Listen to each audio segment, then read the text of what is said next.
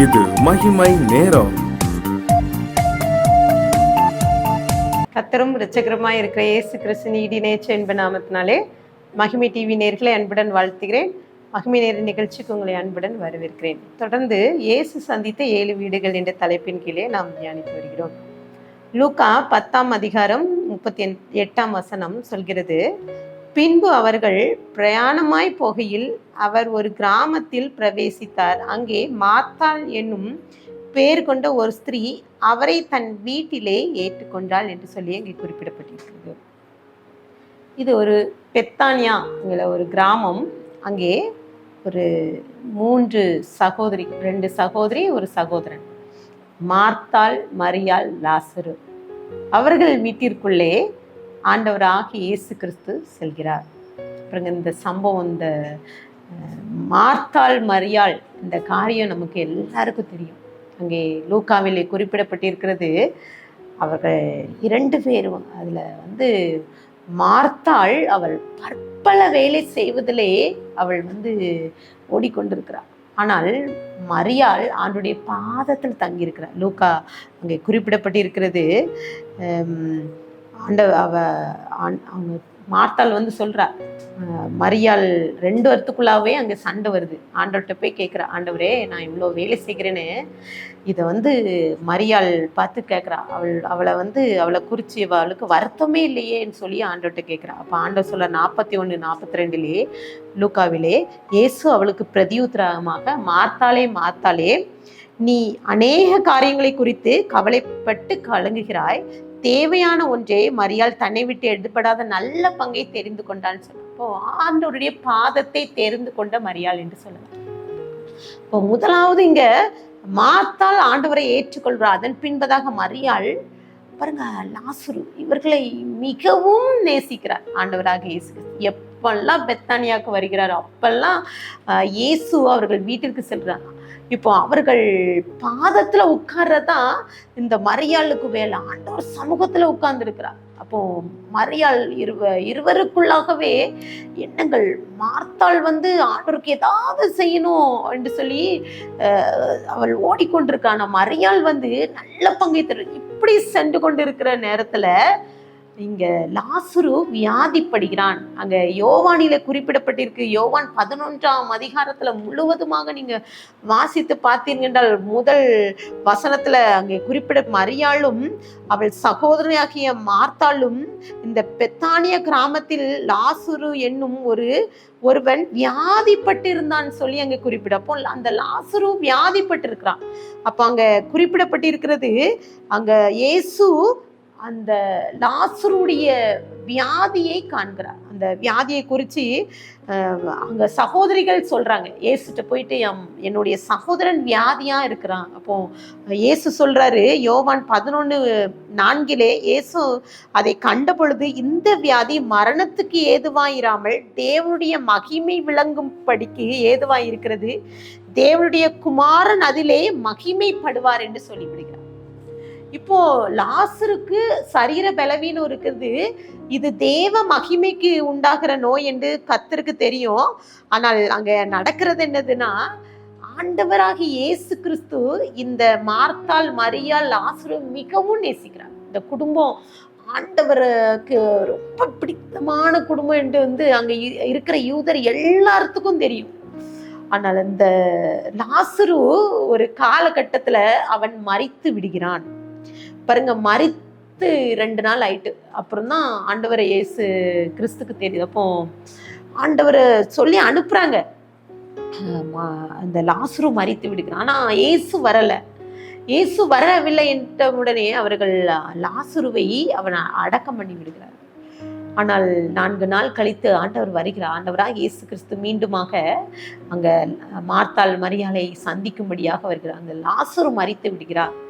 அப்பொழுது இயேசு வருகிறார் என்று சொல்லி அந்த மார்த்தாள் பார்த்த உடனே ஓடி ஆண்டவராக இயேசு கிறிஸ்து சொல்ற, ஆண்டவரே நீங்க இங்க இருந்திருந்தா என் சகோதரன் மறிச்சிருக்க மாட்டானே என்று சொல்லி சொல்கிறார். இயேசு அவளை நோக்கி, உன் சகோதரன் உயிர் தெழுந்திருப்பான்னு சொல்றான். ஆனால் இந்த மார்த்தாளுக்கு அது புரியல. அவ என்ன சொல்றனா, ஆமா கடைசி நாட்கள்ல ஆண்டுடைய வருகையில அவ உயிரோடு எழுந்திருப்பான்னு சொல்லிட்டு அதை குறித்து பேசி கொண்டிருக்கிறான். ஆனால் பாருங்க, இயேசுவை பார்த்த மார்த்தாள் ரகசியமா போயிட்டு மரியாள்கிட்ட போய் சொல்றான், இயேசு போதகர் வந்திருக்கிறார், ஒன்னதான் அழைக்கிறாரு. இதை கேட்ட உடனே மரியாள் ஓடி போய் ஆண்டவருடைய பாதத்துல விழுந்துக்கிறார். அப்போ ஆண்டவராக இயேசு கிறிஸ்துவ பார்த்த உடனே பாதத்தை தஞ்சமாக கொண்டு பாருங்க, இவ்வளவு பிரச்சனை அந்த குடும்பத்துல, ஒரு மரணம் வந்துட்டு இயேசு வரல, அவர் இயேசுவை அழைச்சாங்க, வரல, அங்க அற்புதம் நடக்கல. ரெண்டு சகோதரிகளையும் கதறாங்க. அவங்க கண்ணு முன்னாடி எவ்வளவு அற்புதத்தை இயேசு செய்த அற்புதத்தை பார்த்திருப்பாங்க. அவ்வளோ செய்தும் தான் சகோதரனை பிழைக்க வைக்க முடியலேன்னு கதறி கொண்டு இருக்கும்போது அவர்கள் யூதர்கள்லாம் பார்க்கறாங்க, மரியாள் எங்கேயோ செல்கிறான்னு அவர்களும் பின்பதாக செல்றாங்க. ஏதோ கல்லறைக்கு போய் அழுதான் போகிறான்னு சொல்லிட்டு பின்னுக்கு போகும்போது அங்க நடந்தது பாருங்க.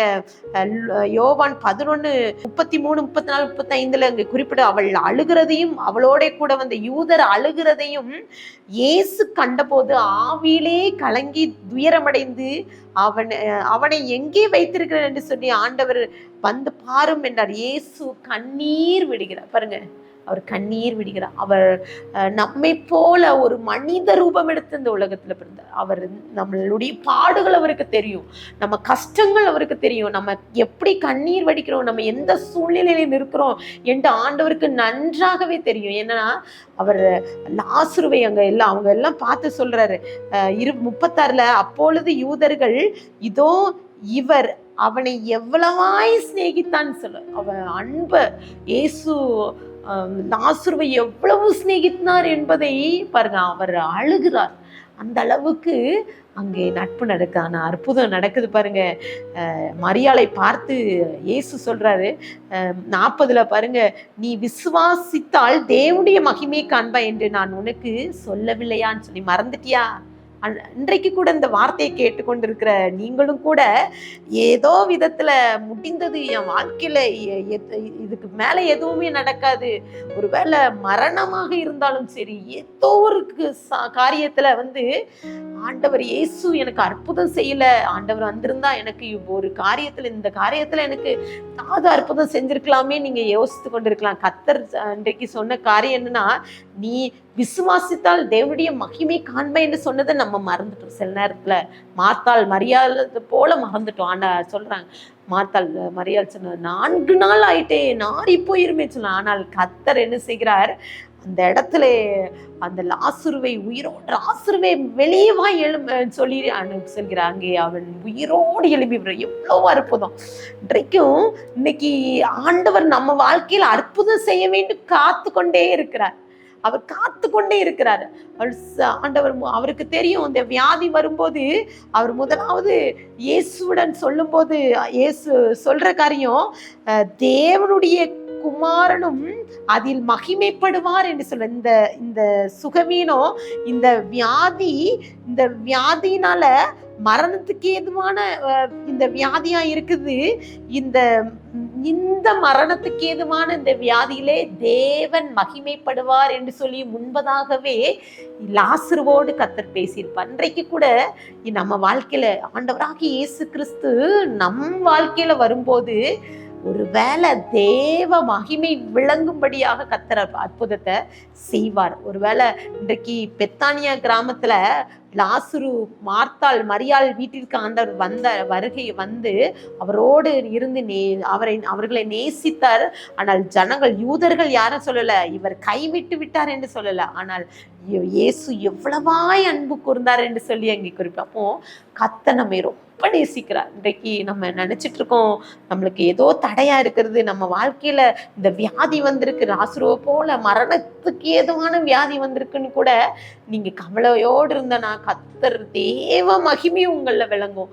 கர்த்தர் சொல்றாரு, ஆண்டவர் சொல்ற காரியம் என்னன்னா, மார்த்தாள் மரியாள்கிட்ட ஆண்டவர் சொல்றார், நீ விசுவாசித்தால் தேவனுடைய மகிமை காண்பாய் என்று சொல்லவில்லையா, நீ அதை மறந்து போனாயா என்று சொல்ற. நீங்க ஒருவேளை தடைப்பட்ட காரியம், ஒரு முடிஞ்சு போன காரியம், ஒருவேளை இது இனி என் வாழ்க்கையில நடக்காது என்று சொன்ன காரியத்துல நீங்க விசுவாசிங்க. நீங்க விசுவாசித்தால் தேவனுடைய மகிமையை பெற்றுக்கொள்ள முடியும். கர்த்தர் இன்றைக்கு அப்படிப்பட்ட கிருபையை செய்வார். இந்த மார்த்தாள் மரியாள், அதுல ஸ்பெஷலா மரியாள் கர்த்தர் தன்னை விட்டு எடுபடாத நல்ல பங்கை தெரிந்து கொண்டாள். நம்மளுடைய நம்ம இந்த விசுவாசித்து ஆண்டவர் நமக்கு அற்புதம் செய்யணும், ஆண்டவர் பாதத்துல விழுந்து ஆண்டவர் நல்ல பங்கை தெரிந்து கொள்ள வேண்டும். ஆண்டவர் நமக்கு அப்படிப்பட்ட நன்மைகளை செய்ய அவர் காத்து கொண்டே இருக்கிறார். அவர் மீண்டுமா பித்தானியாக்கு வந்து அங்க மீண்டுமா மார்த்தாள் மரியாளையை பார்த்து அங்க லாசரு உயிரோடு பாருங்க, அவனை வந்து அதற்கு பின்பதுக்கு பல நாட்கள் அவன் உயிரோடு இருந்தான் என்று சொல்லி அங்க குறிப்பிடப்பட்டிருக்கிறது. அவன் பாருங்க அங்க என்ன நடக்குதுன்னா, இவனுக்கு லாசருவை உயிரோடு எழுப்புதுனால இவங்க பரிசேயர்கள்லாம் பார்க்குறாங்க, என்ன இப்படி உயிரோடு எழுப்பிட்டாருன்னு சொல்லிட்டு அவனை விட்டு விடாதபடிக்கு அவன் வந்து லாசருவை அழிச்சிடணும்னு சொல்லிட்டு வகை தேடினார்கள் அங்க குறிப்பிடப்பட்டிருக்கு. அப்போ அப்படிப்பட்ட காரியங்கள் நடந்தப்போ அந்த அளவுக்கு கர்த்தர் அநேக அற்புதங்களை அங்க செய்தாரு. யோவான் 11:40 அப்பொழுது பிரதான ஆசிரியம் பரிசேயரும் ஆலோசனை சங்கத்தரம் கூடி வர செய்து, நாம் என்ன செய்கிறது, இந்த மனுஷன் அநேக அற்புதங்களை செய்கிறானே என்று சொல்ற அளவுக்கு கர்த்தர் அங்கே லாசருவை உயிரோடு எழுப்புகிறார். அப்படிப்பட்ட காரியங்களை உங்க வாழ்க்கையில இன்றைக்கு செய்வார். கண்களை மூடி ஜெபிக்கலாமா? அன்பின் பரலோக தகப்பனே, இந்த நாளிலே கூட ஏசப்பா எங்க வாழ்க்கையில ஏசப்பா இதே போல நாங்க ஏசப்பா ஒரு வேளை மரண பள்ளத்தாக்குல இருக்கலாம் ஏசப்பா, வியாதியோடு இருக்கலாம் ஏசப்பா, இந்த வார்த்தையை கேட்டுக்கொண்டு இருக்கிற ஒவ்வொருவரோடு நீங்க பேசுங்க ஏசப்பா. நீ விசுவாசித்தால் தேவனுடைய மகிமை காண்பா இந்த வார்த்தையின்படி ஏசப்பா நீங்க மகிமை விளங்குபடி செய்யுங்க ஏசப்பா. அப்படி சமூகத்துல எங்களை தாழ்த்தி வறுமையாக்குறோம். துதிகணம் மகிமையெல்லாம் நமக்கு ஏறடிக்கிறோம். மீட்பு மூலம் கேட்கிற பிதாவே, ஆமென்.